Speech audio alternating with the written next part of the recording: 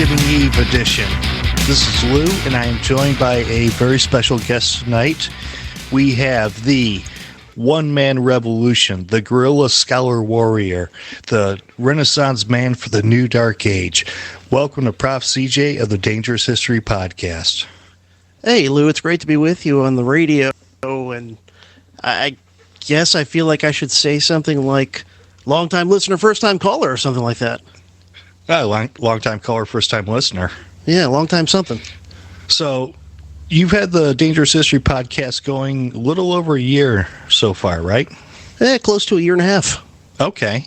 Yeah, and I think I've caught every single episode with the exception of your interview with the Italian gentleman.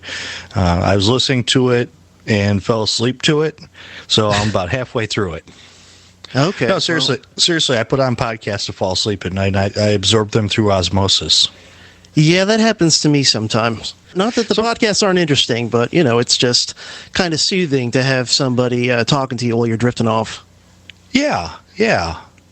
It's a great way to go and absorb everything through osmosis. I should remind everybody that the Freedom Feens is covered by a BIPCOT no government license. This allows reuse by anyone except for governments. For more information, go to bipcot.org. And pretty soon the Dangerous History Podcast will be covered under BIPCOT, right? Yeah, I just keep meaning to throw it on there and just keep getting distracted by various goings-on.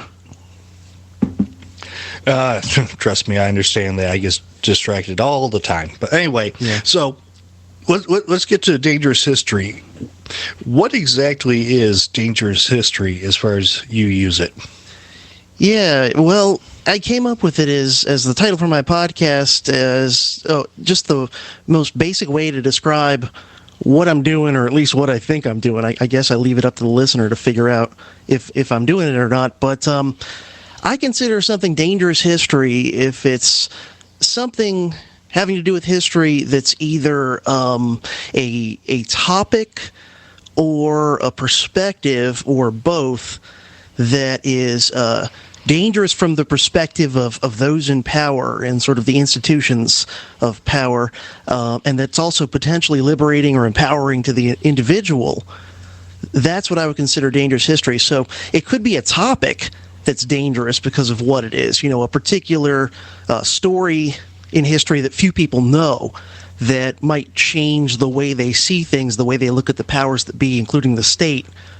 Or it could be dangerous because it's a perspective. Like, let's say it's a war in history that everybody knows about or everybody thinks they know about, but when you bring in points of view and perspectives and angles on things that are totally different from the standard narrative. So pretty much anything that really challenges the established narrative, the narrative favored by the powers that be, I would consider dangerous history. All right, and you are an actual history professor and teach at an actual college. Yes, I do. And then I'm sort of like, Batman podcaster at night. And I actually do some of the dangerous history stuff in my classes. I actually bring in, a lot of the episodes I've done are taking things that I do in class and just, really digging into them a lot deeper than I could in class because of time. So I actually do go off the beaten path a bit, but I started the podcast so that I could just go completely full-fledged off the reservation. What are you planning on doing in the future as far as your outside of the classroom education and media expansion? Are you planning on doing any books, maybe write a book or do an audiobook to go with it? I actually do have some potential books in mind. None of them are really close to being done or anything like that. The one that I think I've mentioned on the show was the new counterculture, writing some sort of book on that. And I did an episode about that, this sort of new kind of rejecting the system, libertarian, but there's more to it than just that. All the people who are looking to sort of opt out of the institutions of control as they exist right now.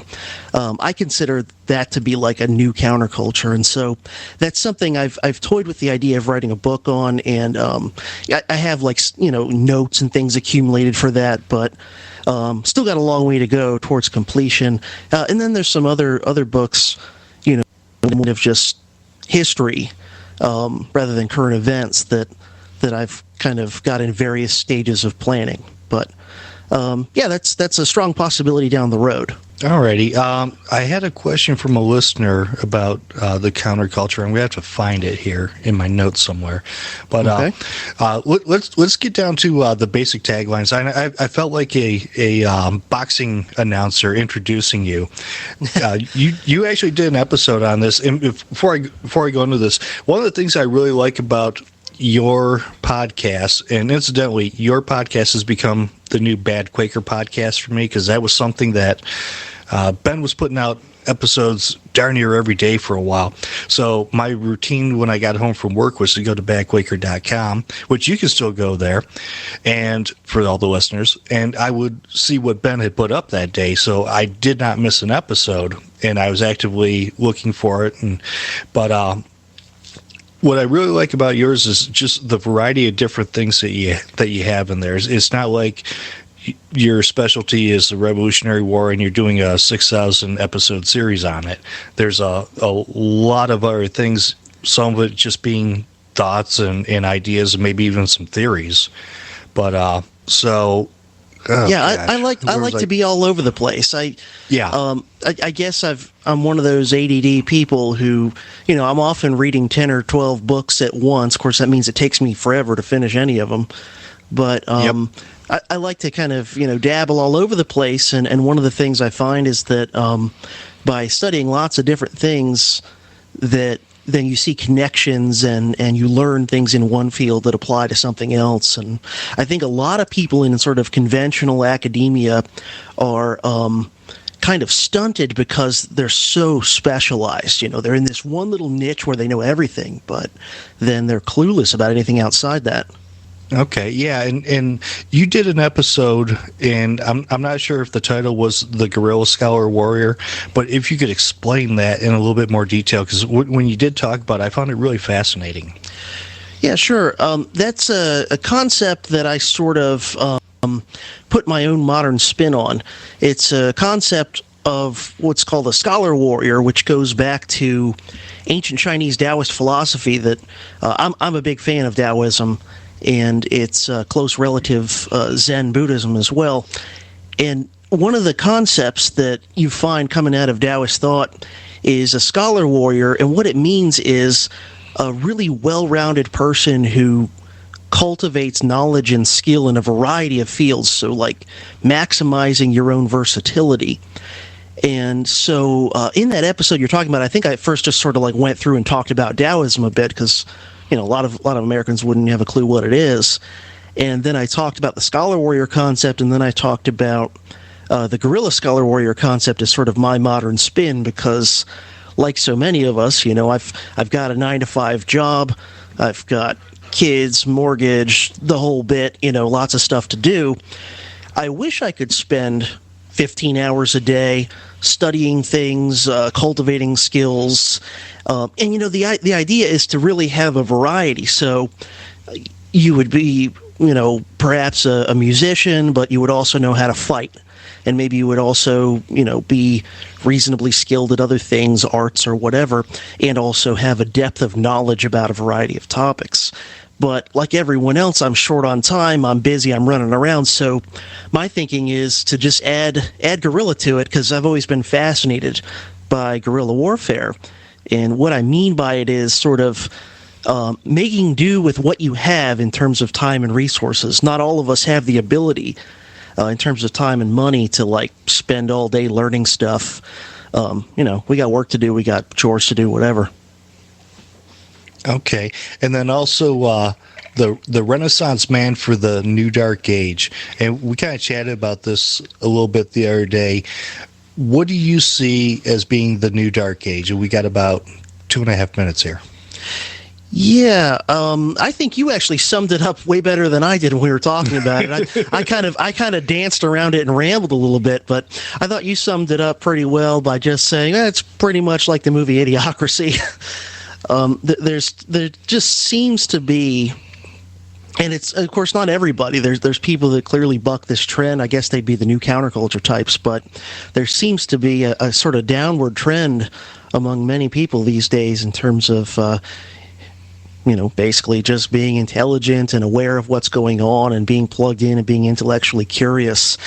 And the idea of the Renaissance is a rebirth of kind of bringing back maybe some of the good stuff that's been fading away, dispelling some of the darkness of the current dark age. So, all those titles that I used to have in the cruddy intro that I made myself with like no knowledge and skill of what I was doing.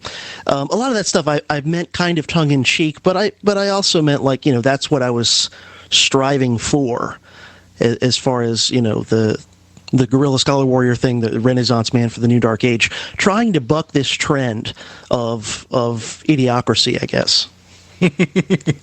Yeah, it's really amazing if you're having a discussion with somebody, particularly on Face Beast. I don't know what it is. It just seems like there's a bunch of like partisan idiots on there, and you'll run into them anywhere. Sure. If you're talking about just any sort of historical subject, and their eyes start glazing over, and the bottom lip starts twitching, and they're just waiting for an opportunity to call Barack Obama a Muslim, which is completely irrelevant. You talk about something going on, and their response is, well, those are Democrats there, or those are Republicans there. Really? I mean, what does that have to do with anything? And it's this very limited partisan tribalistic view of the world, and it's just absolutely ridiculous. And I really do see it as idiocracy, but there's a whole lot more to the coming new dark age, and you and Bill spoke a little bit about it in your series with him, and we'll talk about that a little bit later in the show. But anyway, we'll be right back with more Freedom Fiends after this trip to the market. Worms.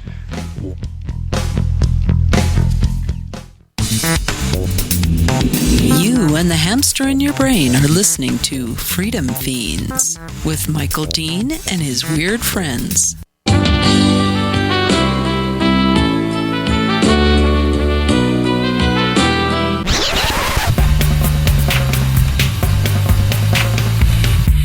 Admit it. You hate shopping for Christmas. You do. It's a hassle coupled with a burden, mechanically checking off friends, relatives, and coworkers from your list. You're probably not even religious, but if you are, is buying your cousin some little made-in-China piece of plastic really celebrating the birth of your savior? This holiday season, why buy gifts for friends and relatives? Most of them are status anyway. You should send that money to the Freedom Fiends instead. The Freedom Fiends will use your money to help spread education of horizontal liberation throughout the world. If you want to help provide inoculation from indoctrination, go to freedomfiends.com and click on the spinning coin on any post to send your money to the Fiends instead. Because buying crap for unappreciative statist relatives won't get your name on the golden floppy disk of redemption. And if you must shop for Christmas, please do it through the Freedom Fiends Amazon link over on the right side of freedomfiends.com. It won't cost you anything extra, and Amazon will save you the danger of holiday drive-by stabbings at your local mall. Amazon pretty much sells everything you can buy on this earth, except for guns and weed. But they do sell the DVD Guns and Weed: The Road to Freedom, so get that for your gun-hating stoner brother or neocon gun nut dad. They'll thank you for it. That's freedomfiends.com.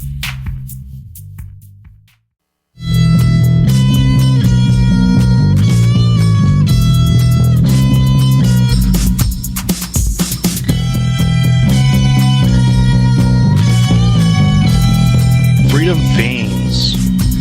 And welcome back. This is Lou, and I'm joined by our special guest tonight, Prof. CJ of the Dangerous History podcast.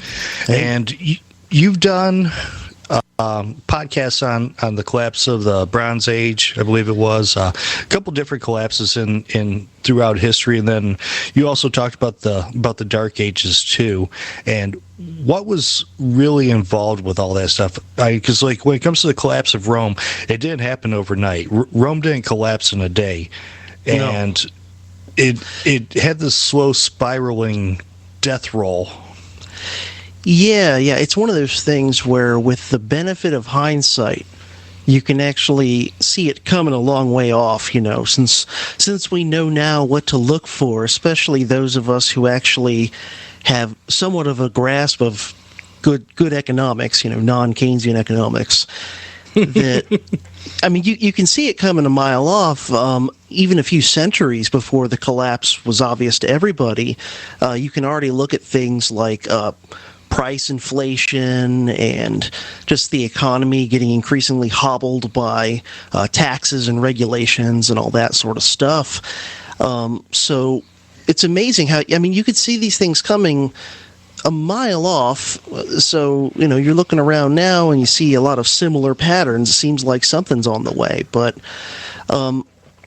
when these collapses happen, whether you're talking about the Roman Empire or the kind of Mediterranean Bronze Age civilizations way back in the 12th century BC, everybody always wants to blame these sort of external kind of black swan sort of events. They want to blame ecological problems or, earthquakes or volcanoes or scary hairy barbarians showing up at the gates or something like that. And the reality is that those kinds of horrible mishaps are happening to civilizations like all the time. And so when you see a pretty sophisticated civilization suddenly have a complete backward slide in terms of technology and literacy and standard of living and all that, there's got to be something else going on besides just, bad weather and scary barbarians, because those things are almost like a constant throughout history. How would you compare events that are happening today with, let's say, the fall of the Roman Empire or the Bronze Age collapse? Yeah, well, with the Bronze Age collapse, it's a little bit different because, as far as I've been able to tell in my readings on that, there wasn't really anything resembling an economy as we would think about it, where it's all on specialization and division of labor and money and that sort of thing.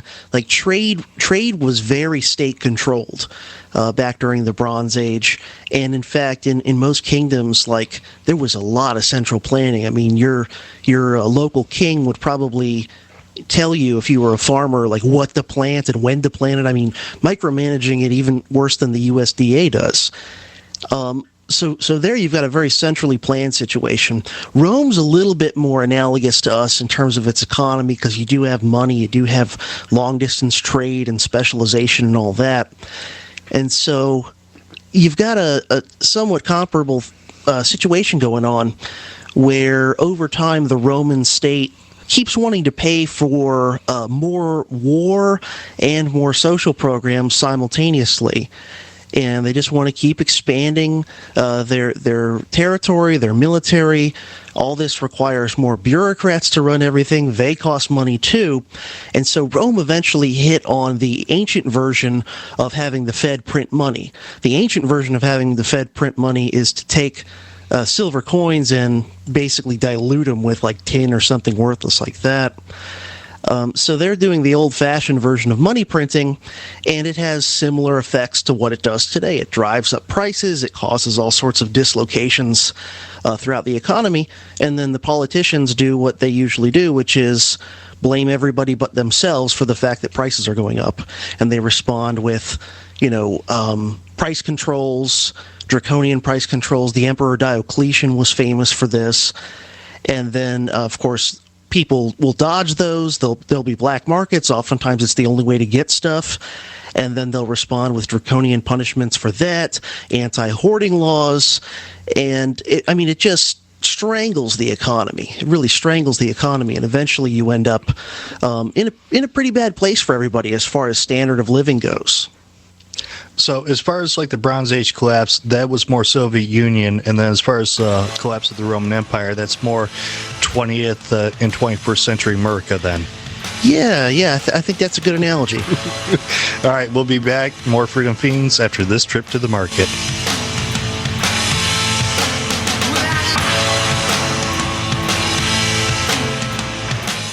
You're listening to Freedom Fiends with Michael Dean and his weird friends, tasing you with liberty since 2011. Learn more at freedomfiends.com. Are you tired of your taxes funding endless occupations around the world? Antiwar.com is run by people who understand that wars abroad become wars at home, wars on our freedoms. Antiwar.com is dedicated to bringing you the latest in news, views, interviews, and reviews from the top movers and shakers in the anti-occupation movement. Antiwar.com has it all, from thorough foreign policy analysis to interviews with whistleblowers who used to run the military-industrial complex. Anti-war, pro-free market. That's antiwar.com.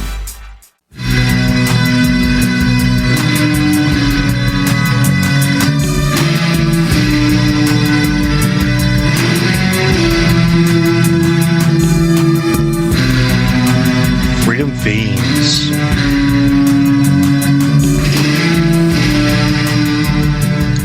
So with the Dark Age, one of the things that was common with the Dark Age was that it was basically a stop of forward progress. There wasn't a whole lot of technology that was being created, and things were just really, really stagnant. How long did that last, and how did that impact folks? Well, I guess the real heart of the Dark Ages would be at least a couple of centuries, if not a bit more.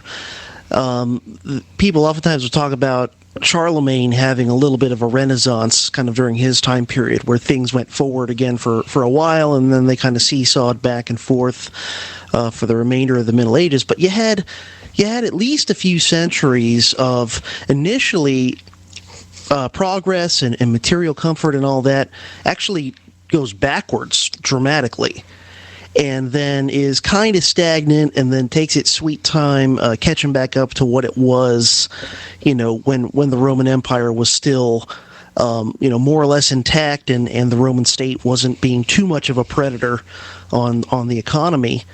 So it really did go backwards, though, in a lot of ways that you can actually measure in archaeology. So everything from population of cities falls off, just drastically. A lot of the cities in Western Europe reduced in population by, 80% or more. Number of acres being farmed drops off dramatically. Archaeology shows that even things like the size of livestock animals declined during the Dark Age. And every type of material good becomes either non-existent or becomes more rare, and what you find is less quality. So, things like pottery, for example, where usually that's one of the things that, I'm not an archaeologist, but I like to learn from the work of, these people who will sit and study shards of pottery and figure out, like, how old is it, how well made is it, and all that stuff. Things like that become less common, and when you do find it, it's not as nice, it's not as well made. So, there's a drastic backward step in everyone's material standard of living and well-being for at least a bunch of generations before it starts to gradually come back. That drop in population that you mentioned, was that due to starvation? Was it die-offs, or was it just lack of reproduction? I think it was a combination of a lot of things. I think it was a combination of people maybe not reproducing as much because of the chaos and instability, especially in the times real close right after the collapse of the Western Roman Empire. And then, you're not farming as much. That's going to mean that food is more scarce. That's going to mean that even if you do have a bunch of kids, fewer of them are going to live to adulthood than would have when times were better. You do have chaos, marauding barbarians coming in from the Eurasian steppe, and you have epidemic diseases. All these things kind of, once the dominoes get falling enough, everything sort of piles on, and it just, gets worse and worse. I think the modern version of what you're describing from the Dark Ages would be the more entangling tentacles of the state when it comes to commerce and the economy in general, with all the regulation. Because when you look at food production, we've talked about this a lot here on the show. A lot of the small family farmers are getting messed with, and it's leaving just the large corporate farms. But in a situation like that, if you have large corporate farms and you have a disease that goes through there and it takes out a bunch of the herd or the flock or whatever it is that they're raising, you'll have a lot less food that's available. And it seems like those marauding barbarians are wearing badges and funny costumes. So yeah, and some of them were, back in when the Roman Empire, the Western Roman Empire, still existed, but was in bad shape. There was a tendency to, the worse the economy got, the more the Roman state would become predatory upon it. So it was like a case of a parasite that's just way out of hand and actually is devouring the host, not really apparently thinking through that if I devour the host, then I'm kind of out of luck too. So sort of like FDR in the New Deal. Yeah, but but just like, keep stepping on the gas until it all just comes crumbling down. Yeah. Now, you've also done a lot of different podcasts on different wars, wars that people aren't really familiar with. You've talked about the Seminole Wars. What else is in there? Oh, something that you mentioned in your discussion with Bill Buford, and I'd never even heard of it until this came up. I guess in 1871 was the first war against Korea. Yeah, and to be honest with you, I'm not that familiar with it. I had heard just enough of it that when Bill asked something about it, I was able to sound real smart by piping in with, "Oh yeah, Korea." but I actually don't know a whole lot about it, other than it was I think a very short-lived sort of abortive expedition. But yeah, there's so many cases of, just talking about American history, of these little wars that most people are clueless about. Like, how many people know that under the great Woodrow Wilson, not only did the United States get into World War I, but also under Woodrow Wilson, the United States was sending military forces into Mexico, into Haiti, into like at least a dozen other Latin American and Caribbean countries. Oftentimes small numbers, just a little Marine Expeditionary Force or whatever. But, basically anytime some state in the Western Hemisphere did anything that U.S. government, which usually meant U.S. corporations, didn't like, they would just, send in the troops and either just overthrow the government of these places or just threaten it to start behaving the way that Team America wants it to. Yeah, and you even did a couple of episodes, America versus Democracy, I believe it was. Oh, yeah, Uncle Sam versus Democracy, yeah. Yeah, and you were talking about, what was it? Operation Ajax and then Operation PB Success. And Operation Ajax, that was Iran, right? Yeah, that was overthrowing the relatively moderate, fairly secular, kind of modernizing government of Mohammad Mossadegh, which, democratically elected by Iran, and shows you how America's commitment to democracy only endures so long as other countries are voting for people and programs that we like. But soon as they elect someone that we don't approve of, then democracy is worthless. And a lot of this stuff is, as you mentioned, based upon economics. With Operation PB Success, I was talking about incursions into Central and South America. As a matter of fact, the fighting Quaker, Smedley Butler, in his book War's a Racket, he talked about how he was basically a hired gun for big business. So and a lot of the stuff he's talking about are these operations, some of them dating back to Wilson, like I said, and a lot of them just continued into the 1920s. and it's so difficult to untangle these things, because whenever I do an episode on, like the one, for example, on Guatemala, I run into the problem of, like, where do I start the record? Do I start it on this U.S. intervention to overthrow the government of Guatemala, or do I go back a decade or two to the last time that Uncle Sam went in there and overthrew their government? Same thing I'm running into now. I'm working on a bonus episode for my Patreon supporters, and it's going to be on Operation Northwoods, which a lot of people have heard of, but not, really dug into in detail. And I'm running into the same problem of, like, where do I drop the needle on the record as far as the tangled, twisted relationship between Team America and Cuba? I mean, you can go back 200 years to find.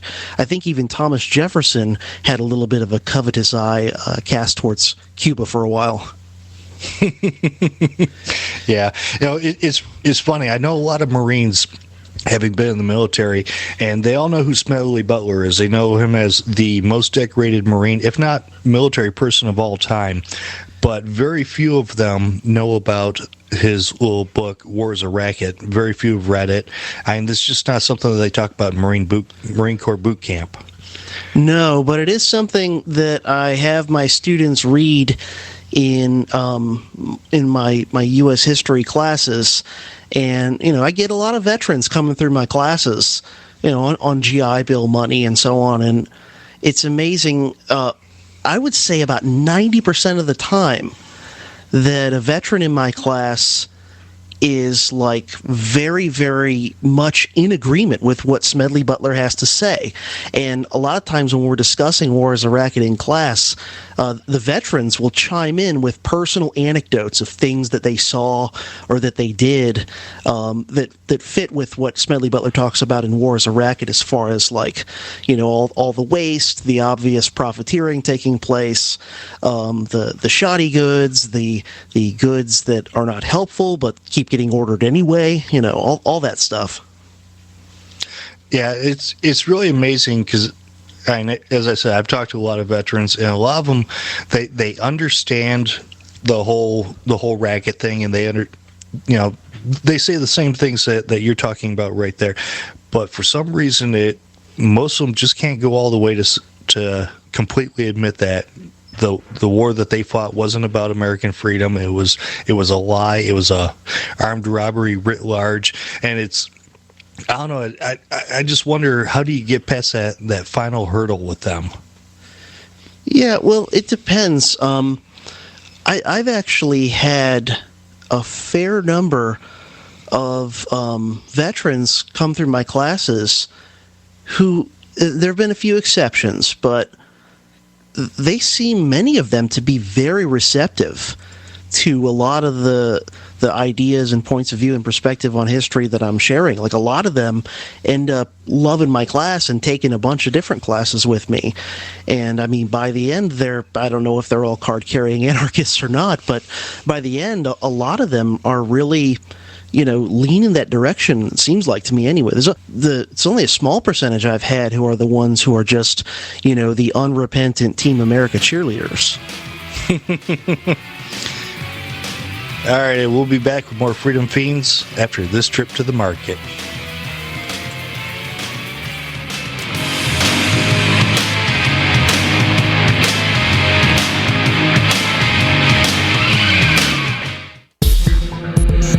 You're listening to Freedom Fiends.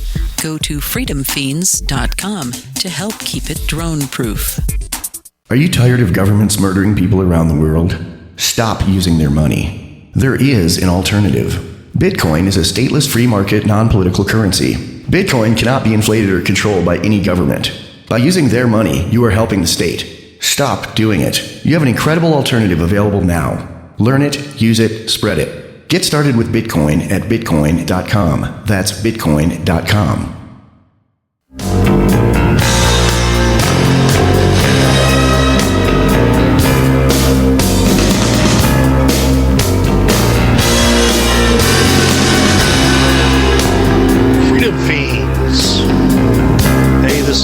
Joined by Prof. CJ of the Dangerous History podcast.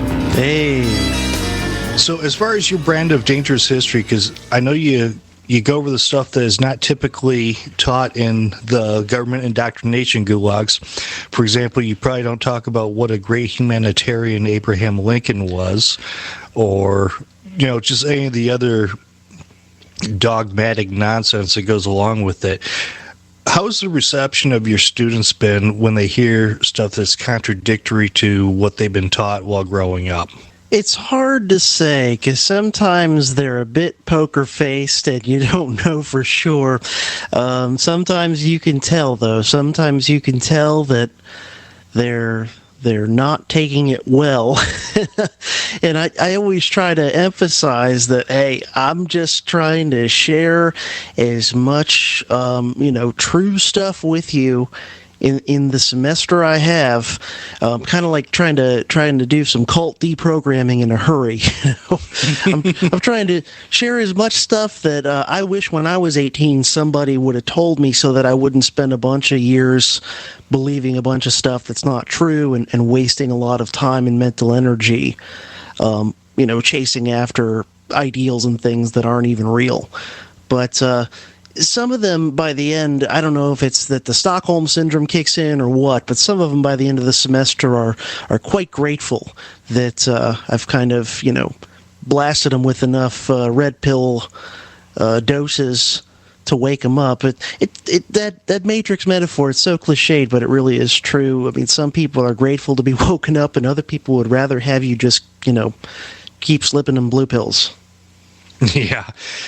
When I first heard, that Lincoln wasn't a great guy, it's like, no, the Emancipation Proclamation and all those speeches and everything else. And, because everybody's read the Gettysburg Address, but one of the things is, in school, we never studied, what was it, his first inaugural address, which was definitely not, how could I put it, very liberty-oriented, to say the least. Yeah, that's the one where he basically says, look, I don't plan on messing with slavery anywhere that it already exists. I just want to make sure the South keeps paying those taxes. Yeah, and he also invoked the fugitive slave laws, which are in the Constitution. And he even says, look, you go to the Constitution, it's clear as day, fugitive slave laws. And I think he kind of waffled on whether the states or the federal government should be enforcing it. But anyway, so yeah, for some reason, I don't want to get all conspiratorial and say that it's deliberate that we didn't read his first inaugural address, and we didn't read the Emancipation Proclamation. We just heard Emancipation Proclamation, free the slaves, but it didn't free all the slaves. On a side note, I want to go to one of these Republican Lincoln Day dinners and say, in honor of our 16th president, I would like to read his first inaugural address, and then just watch all the jaws hit the floor. Well, if you want to really throw people for a loop, go back just a couple years further. I think it was 1858 when he ran against Stephen Douglas for the Senate seat from Illinois. During the famous Lincoln-Douglas debates, that everybody likes to quote the lines Lincoln said in there about a house divided cannot stand, and everybody points to that and says, oh, look at this, how brave and idealistic he was taking a stand against slavery. Isn't that nice? And then they leave out how often during those debates Lincoln would go on what today we would consider extremely racist rants, and would say things like, I, as much as any man, am in favor of the white race having the superior position. I mean, he said stuff like that on a regular basis while debating with Stephen Douglas. Well, that's just some revisionist nonsense that you guys made up. Ugh. So, yeah, with the state of education being what it is and being controlled by government and being like all other government programs, how did you come across all this real history? I know you go to original sources, but how did you get exposed to that for the first time? Because that's not something that you get in the government indoctrination gulags. Well, I can hear music coming in, so I don't know if I'll have time to answer that before we have to go to market. All right. We'll go back to that in the second hour. All right. More Freedom Feens coming up after this trip to the market.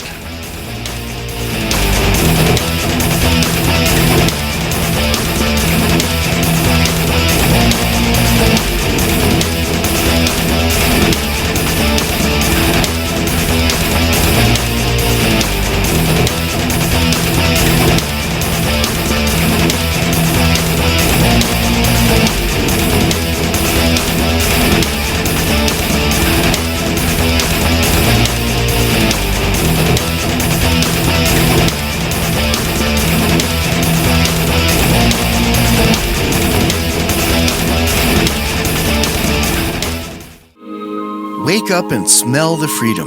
One of the easiest things you can do to help Liberty is to torrent Freedom Feens episodes to help keep them drone-proof. You can set up your home computer to download and share Freedom Feens archives over BitTorrent. You can even set up scheduling so it only shares while you're asleep or at work. Put your unused computing power to work and help keep the Freedom Feens around well into the future. Simply go to freedomfeens.com and click on the Torrent Club link and learn how to torrent and share Freedom Feens archives.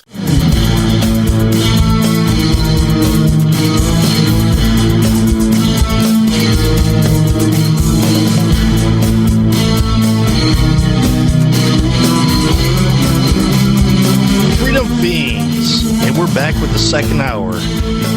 This is Lou, and I'm joined by our special guest, Prof. CJ of the Dangerous History Podcast. He is the guerrilla scholar warrior, the Renaissance man for the new dark age, and you can find his stuff at profcj.org. All right, in the last hour, we were so rudely interrupted by the music and going to break. Where did you come up with all this actual real history and everything else? How did you get exposed to that? Because, like we were saying, with the government indoctrination gulags, they don't cover all that stuff. Yeah, well, I guess I maybe would give a little bit of credit to my parents for something. They actually were the type of people, I mean, they weren't, libertarian unschoolers or anything like that, but they were people who did encourage me to pursue self-education. Like, they were always willing to give me a ride over to the library. This is back, pre-internet days and everything when I was a little kid, and encouraging me to just kind of follow my own knowledge. So I sort of got an autodidact streak from them, and then for whatever reason, I don't know if it's genetic or what. Bill Bupert said one of the episodes I did with him on irregular warfare, that he believes that libertarianism is genetic, that some people are just born with that streak. And I don't know if it's genetics or that combined with life experience or what, but I think as far back as I can remember, I just always had the skeptical kind of troublemaker, or not believing the people with quote unquote authority streak. And so when you put those two things together, being an autodidact and then having an anti-authoritarian streak, basically I get interested in history just because it's interesting. And then as I'm learning, every now and then I come across some little thing that doesn't fit with what everyone else thinks. I come across one little nugget, one little fact here, one little source here that says something that no one else seems to know, but seems to be backed up by evidence. It's true. And it just gradually over many years, I kept accumulating these little, tidbits here and there, and then kind of put it all together and said, okay, I guess the establishment's narrative is full of holes. And history made me an anarchist. I don't know how many other people can say that, but just relentlessly pulling at the thread of the truth is what eventually led me to just give up on the whole idea of the state. Yeah, I think history played a part for me. I think economics played a larger part. I do find it kind of funny that you would get dropped off at the library and maybe find somebody snuck in a copy of Murray Rothbard's Conceived in Liberty or something like that there. So I guess that's a little bit subversive too. But it's really amazing though, because Frank Chodoroff had written about, libertarians are not created, they're born. And I don't know, I kind of got to question that a little bit, because growing up I was I was into the authoritarianism, not being authoritarian, but I was raised to always obey and believe in everything else, and do as you're told, and all that other nonsense. And eventually I started slipping out of that. So I don't know if that was conditioning that just didn't take, because probably around age 12 was when I started slipping away from that. But I know a fair number of people that were good, obedient citizens, and then eventually they're just like, oh, no, that's really not working so well because, the truth and facts and stuff like that. So. Yeah. I don't think there's any one path. I think everybody, if they ever end up where we're at, comes about it on a different route. This weird combination of probably some genetics going on just as far as how each individual's brain is wired. But then, I think there's a life experience sort of element as well, that it's nature and nurture in a way. Yeah, I think it comes down to being able to accept the truth, because you were talking about a Patrick Henry quote during the break. Oh, yeah.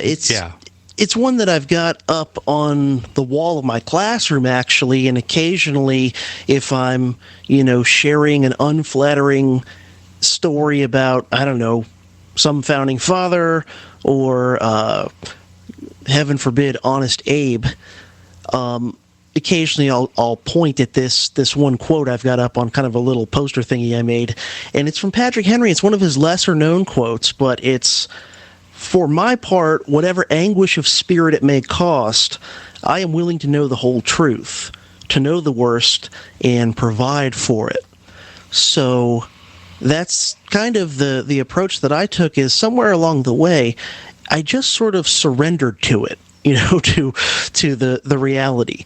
I said, you know what, regardless of how many sacred cows this is obliterating and how this might be hurting my feels, when there's just, facts and evidence and so on that shows that what everyone believes isn't the truth or is, far from the whole truth, I would rather just surrender to the truth and believe what is true, even if it's not always sunshine and lollipops, than to believe in sunshine and lollipops that are not true. Yeah, it's really interesting when you talk about the founding fathers, because there's this idea that it was this homogenous group. They all got together. They had no differences, or any differences that they had were really minor, but they put those off to the side, and they came together to found this nation built on freedom and everything else. And it's completely the opposite of that.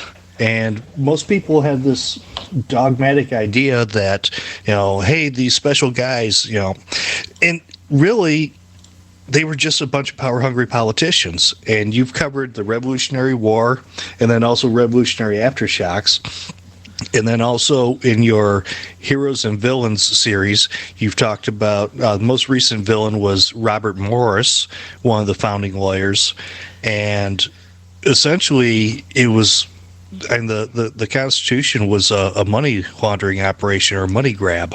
Yeah, in a lot of ways, when it comes to figuring out how to tax the American people more so that the government's debt that was, by that point, mostly snapped up by banksters like Robert Morris, so that those guys would get their full face value plus interest paid off on those loan certificates.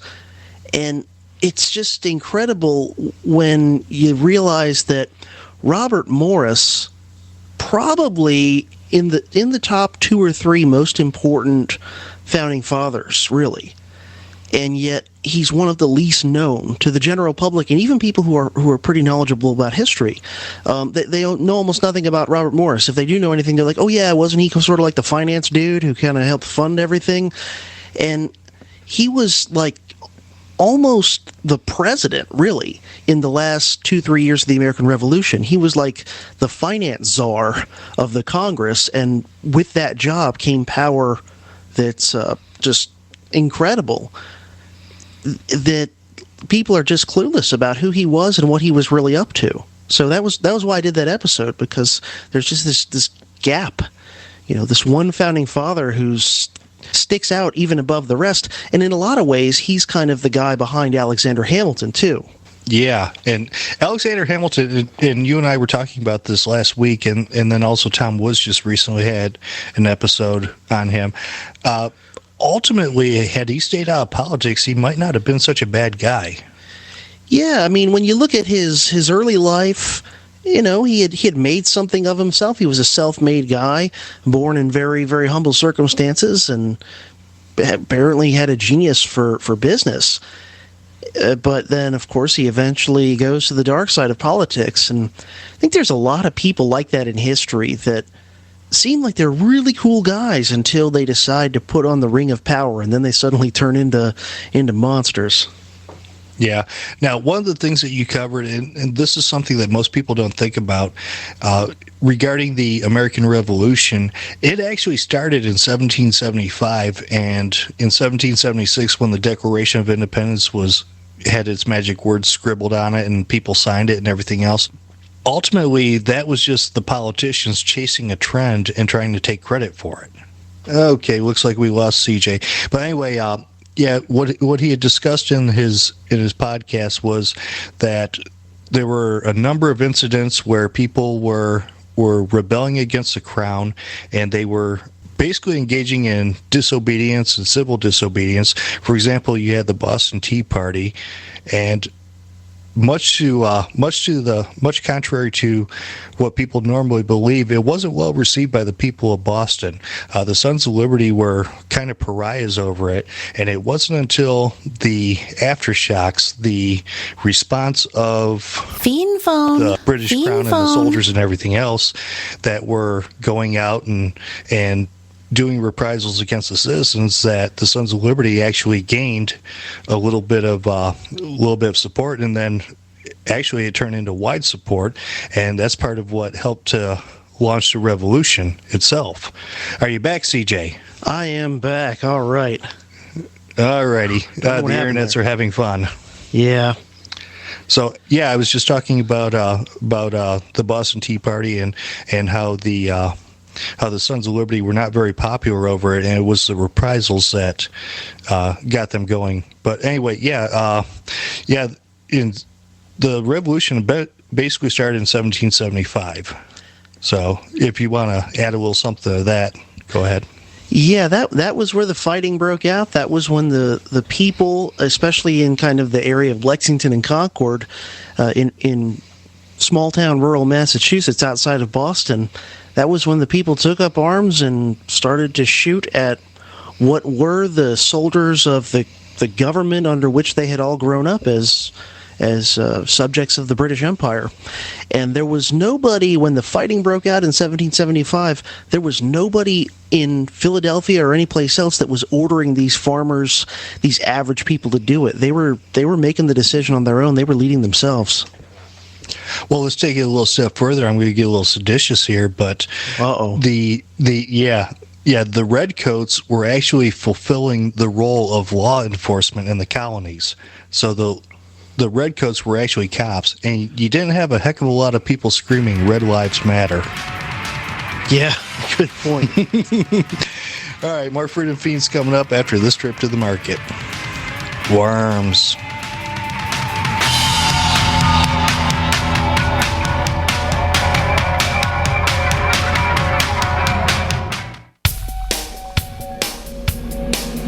You're listening to Freedom Fiends.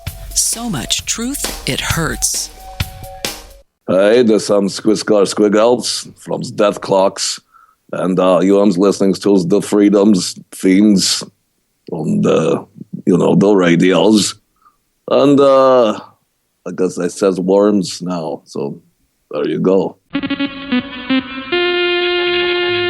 Tired of those old Freedom Fiends buttons? Well, the Freedom Fiends have new button designs. As always, it's only $10 for 10 buttons, and you'll get these nifty designs. By sheep, for sheep, on sheep. State speech is hate speech. 2 designs for Guns and Weed, the road to freedom. 3 designs for Fiend Phone. Pipcot no gov. A Freedom Fiends worms button. And ask me about my worms. Go to freedomfiends.com and click on the link at the top that says buttons. And now they're bigger buttons. They used to be 1 1/4 inch, and now they're 1 3/4 inch. Dan, they're bigger buttons. What does freedom mean? Tune in to LRN.FM to find out. LRN.FM is the Liberty Radio Network, a collection of live talk radio and podcasts, all coming from a principled pro-liberty perspective. LRN.FM show hosts aren't left, right, or conspiracy kooks. You can tune in 24/7 to LRN.FM via your phone, computer, satellite, and more. Listen free anytime at LRN.FM. That's LRN.FM.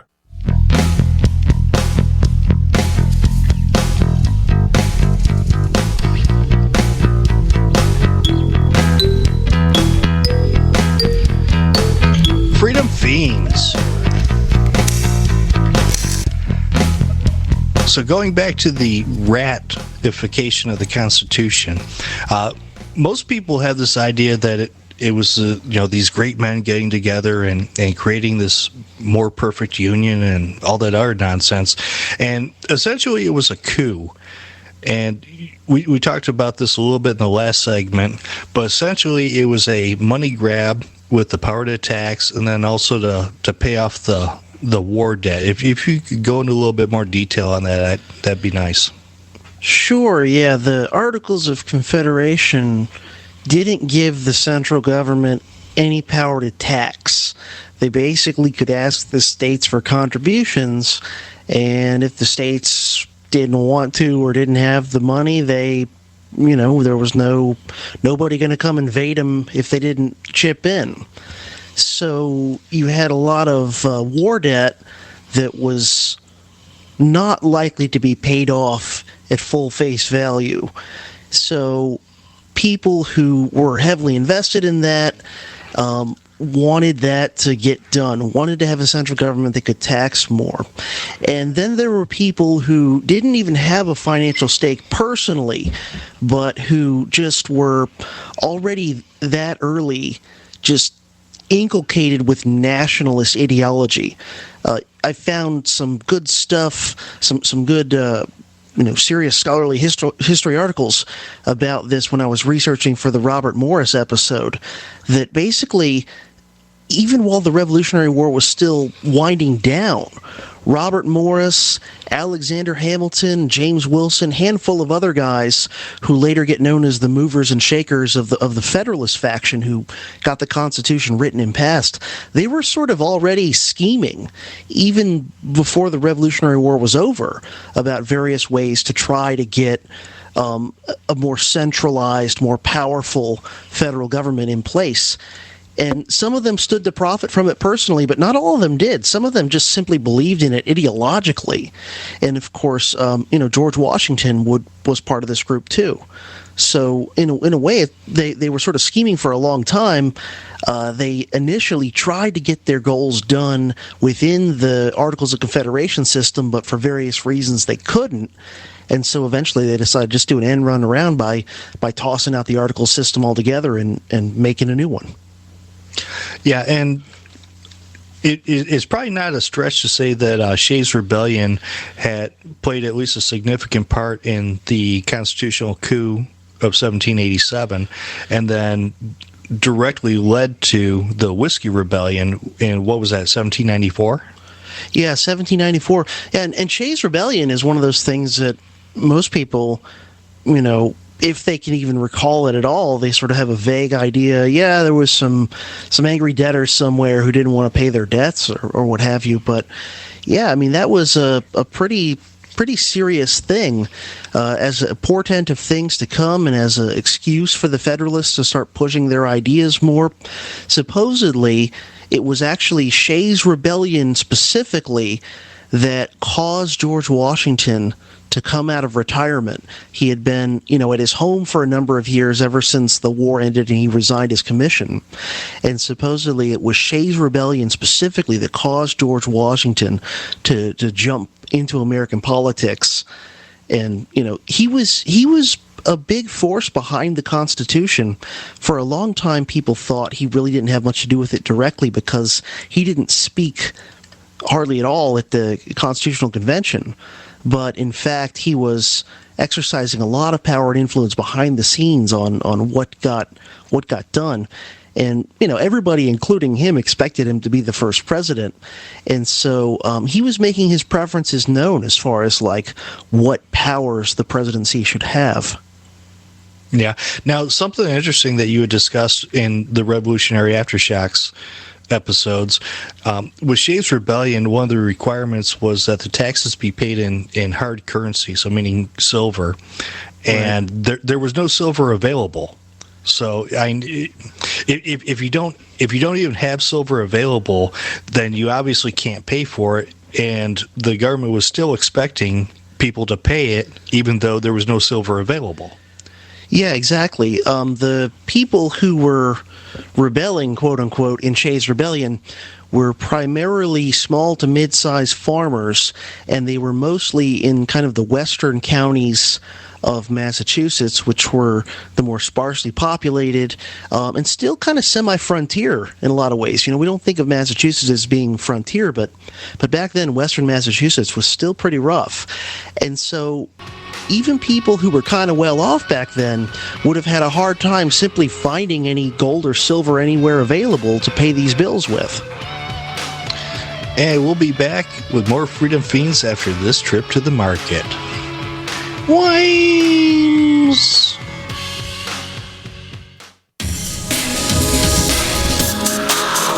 You're listening to the Freedom Fiends, and I'm beaming these words into your cerebellum.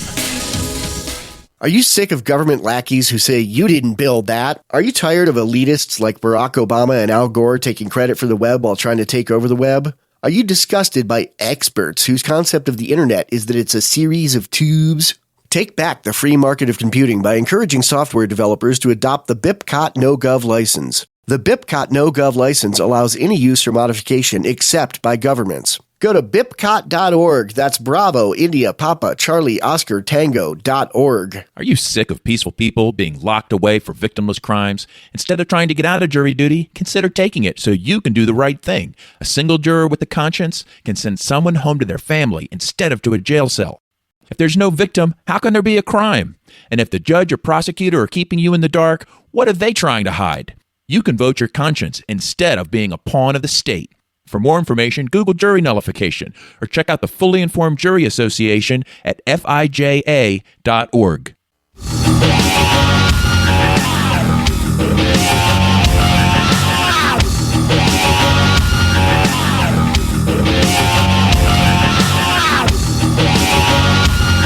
Freedom Fiends. Hey, this is Lou, and I'm talking to Prof. CJ of the Dangerous History Podcast. Looking at your Revolutionary War series and then also the history of irregular warfare that you did with Freedom Fiend Bill Buford, there's a lot of myth busting going on in there, particularly with the Revolutionary War. The idea that you need this massive military, this conventional military force to go and rout out the foreign invaders and all this other stuff, and that's really not true. Yeah, what you find is that things like guerrilla fighters and militia and other sorts of non-professional, non-regular forces can actually be really effective and just can make no end of hassles and frustrations for a big standard conventional force. And all we have to do is look at someplace like Afghanistan, for example, to see how effective irregulars can be against regulars when they're fighting on their home court and they're using tactics that play to their strengths and play to the conventional opponent's weaknesses.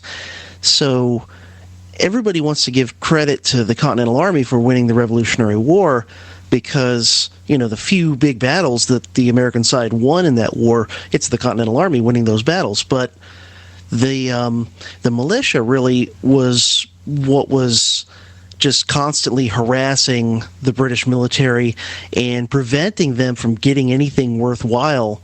When they did win when the British did win a big battle or seize a city, they seized Philadelphia, which was more or less the de facto capital of America at the time, and it didn't do really any big amount of good towards them winning the war. And they would just, march into one place and take it and then start getting harassed by the militia, and, the county next door would still be resisting. So it really was, in a lot of ways, a people's war. Yeah, there was no head to cut off, basically. Yeah, that's a great way to put it. The whole idea of decentralized resistance. I mean, you did have the Continental Army itself, but basically as long as they could avoid getting annihilated, and it was close a few times, but George Washington didn't win many battles, but he did manage to make a few really slick evacuations at the last minute a few times there. Yeah. Well, you know why George Washington never died in battle, right? Why is that? Because he could retreat a heck of a lot faster than the British could attack. Yeah, and it began the grand American tradition of treating retreats as if they're still sort of victories. You see that in the War of 1812. The British seized D.C., burned down the White House and the Capitol, but all we want to talk about is that Dolly Madison got the artwork out. Yeah, and America's 0-2 when it comes to invading Canada. It's interesting because George Washington, one of the very few battles that he actually won was against the Revolutionary War veterans during the Whiskey Rebellion. Not a good general at all. That's right. And the army that he sent out to crush a handful of tax resistors in western Pennsylvania was larger than any army he commanded during the Revolutionary War against the British. Yep. And you had even quoted a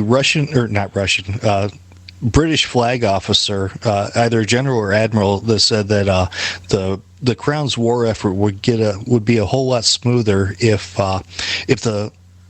the colonists had created a conventional military for them to go up against. Sure, yeah, and that's something that a lot of people kind of know instinctively, that irregular warfare can be just devastatingly effective and frustrating to conventional forces. But even though a lot of people know this deep down, like, they don't want to face the implications of that, because then that calls into question a lot of things from history and a lot of the sacred cows of history right on up to the present. And what does Team America expect they're going to accomplish using a second generation military to try and fight against fourth generation opponents? And that series with Bill was really great because it was nice to talk to someone who is a genuine expert on all that stuff, who is not a hardcore statist, because most of the people out there who are at least alleged, experts on irregular warfare and all that, they're usually neocons or something. They're Max Boot or somebody like that. Yeah, they're a very special species. And Bill does have a graduate degree in resistance and rebellion. I love that he says that. Yeah, but, I mean, they didn't have that at the college where I got my master's, or I probably would have opted for that. Yeah, definitely. Something else that came up in the history of irregular warfare, and he addressed a lot of the fallacies, and one of them is the bomb them into submission or kill enough of their family members to make them stop hating you. Yeah, it doesn't work. Doesn't work. I mean, unless you're willing to go full-bore genocide, like just flat-out genocide. But anything short of that is simply going to strengthen the resistance, because the harder you crack down, the more people you drive into the arms of the resistance, or the terrorists from the perspective of the counterinsurgency force. And you see this again and again and again.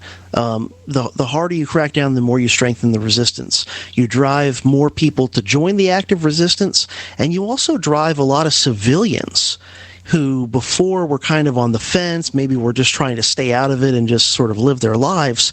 But, people get friends, relatives, neighbors killed by foreign occupying forces. And suddenly, maybe before that happened, they saw the insurgents in their neighborhood as kind of troublemakers that they didn't want to associate with. But like the Sons of Liberty. Yeah, exactly. But man, when like half your family tree gets wiped out by the counterinsurgency force, suddenly you might take a different view and start helping them out with intelligence, even if you don't become an active combatant yourself. Intelligence, supplies, other forms of support. And that's really what it comes down to, is when you're fighting an insurgency, you're fighting an entire people. And again, short of outright genocide, it's pretty tough to win that. Yeah.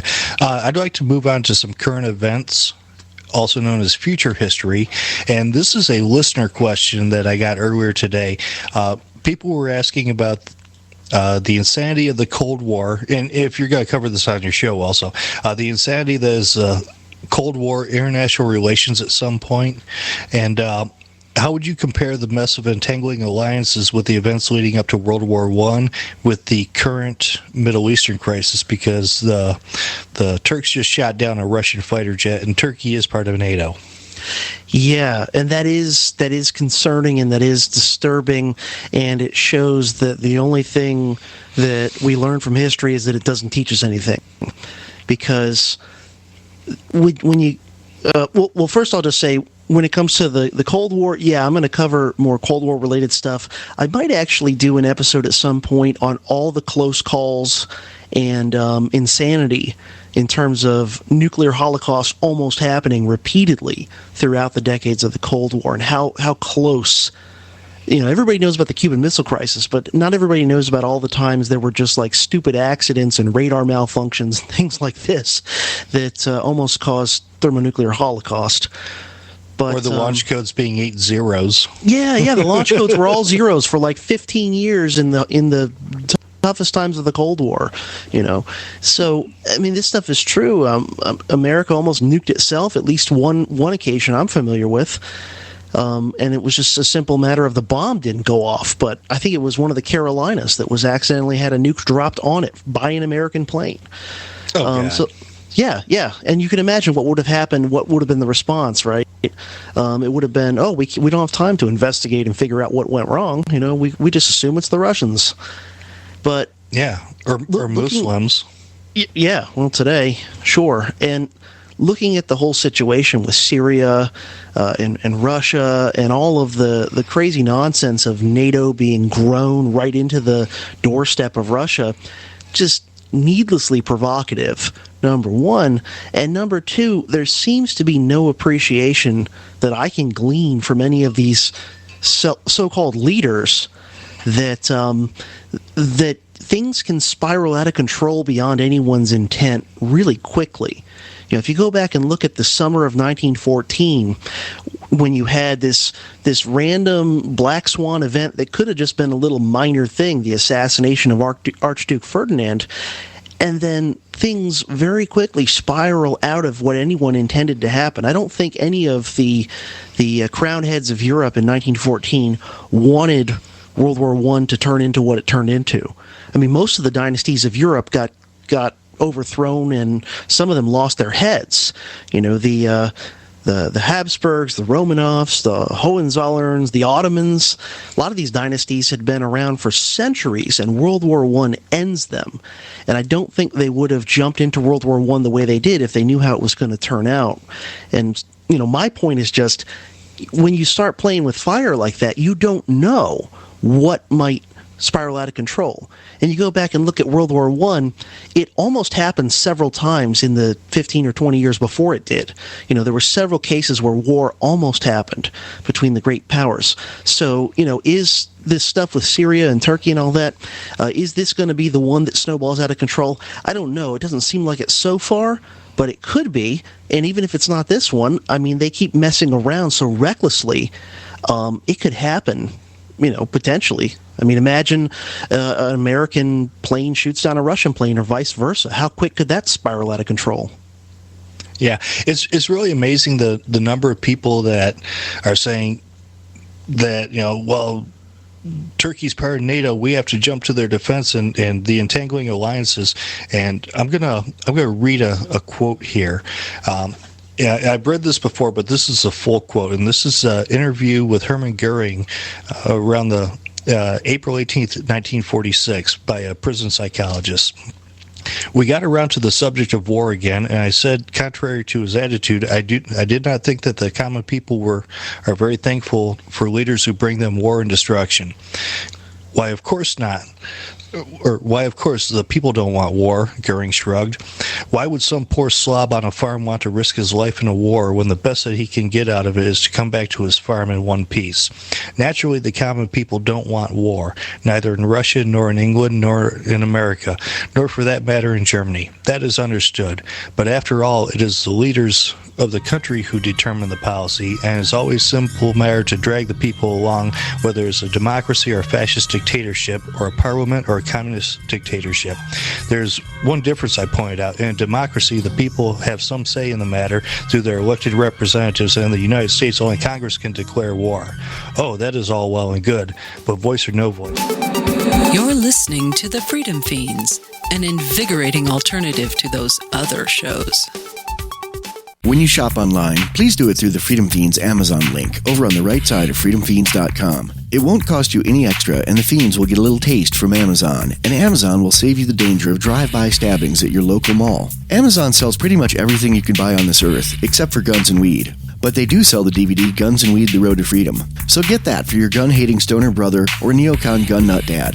They'll thank you for it. That's freedomfiends.com. Freedom, Foxtrot, Echo, Echo, November, Sierra.com.